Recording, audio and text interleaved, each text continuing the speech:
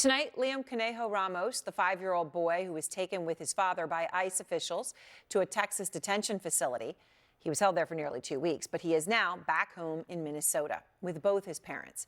His release ordered by a federal judge who slammed the Trump administration in a ruling saying in part, quote, the case has its genesis in the ill-conceived and incompetently implemented government pursuit of daily deportation quotas, apparently even if it requires traumatizing children. But the case appears to be far from resolved, as the Justice Department is signaling that it may appeal this judge's ruling. To the extent that we need to appeal that judge's decision, I promise we will. Out front now, Jason Kuhlman. He is the principal at Liam Conejo Ramos' school, and it's good to talk to you again, Principal Kuhlman. I appreciate your time. So, they've had a chance here to be back together a short bit here. How is Liam doing? How is his family and his parents doing? I think they're elated. They got back together and they're just uniting as a family. Our full service community school coordinator was able to talk to him this weekend, and they were ecstatic. It's joyous to see him back together with his family. It's going to be great when they decide we can get him back into school and when they want that to happen. So it's amazing. Now, you just heard, when you say decide to get him back in school, I can only imagine the fear and hesitation that they might have for so many reasons, but in part because of what we heard there, even from the Deputy Attorney General, right? When Todd Blanche said the administration might appeal the judge's ruling, right? The ruling that ordered Liam's release and to be sent home. I mean, gosh, what is the family even able to do about this?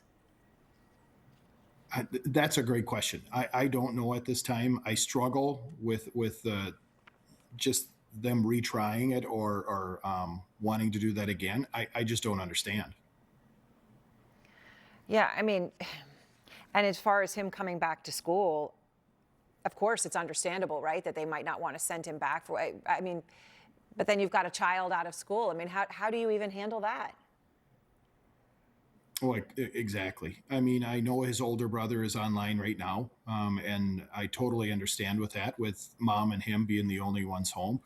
As Liam and the family decide that they want to come back, we'll find a transition plan and see how we can get them back safely, because we want to make sure that he's not taken again. So we're going to take one step at a time and take the family's lead. They know best on what what Liam needs and how to support him.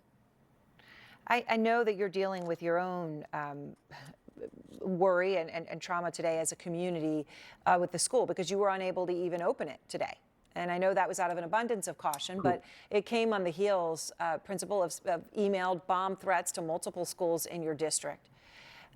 Look, this is so that is correct. Upsetting and distressing and frightening to all involved.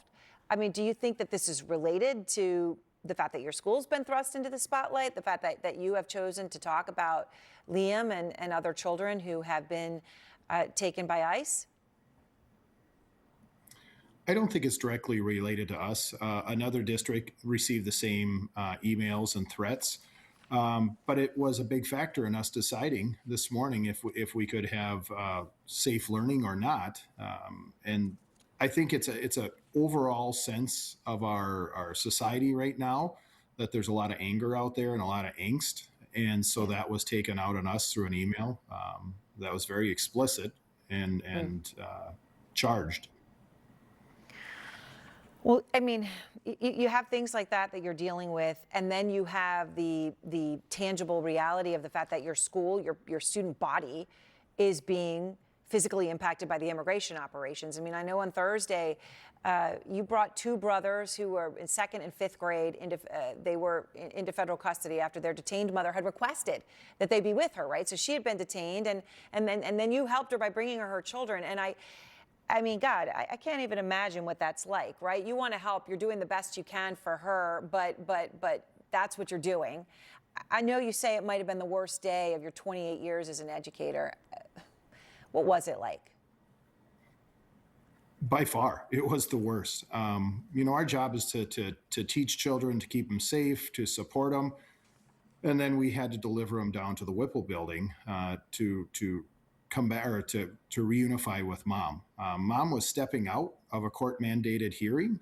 She is seeking asylum, and she's in an active case of asylum, very similar to Liam. And she finished the day in court and stepped out, and she was abducted. So as she was brought down to the Whipple building herself, that's when she called us. And so we actually had to bring the boys from their classroom and tell them that their mom was abducted and that she wants them to be brave, but she also wants them to be with her. And we're always going to respect the opinions of the parent. She wanted to be reunited with her boys. There was not family in the United States that she could place them with. So she felt that it was better to keep them together. But for us as educators to do that, we're essentially we're bringing students into detention. They're going to be held there, and we don't know what was going to happen. And by 10 o'clock the next day, they're sitting in Dilley already. Oh, so it's hard to imagine the emotion of how you must have felt, how you do feel with what you're dealing with now. Jason, I appreciate your time and thank you very much.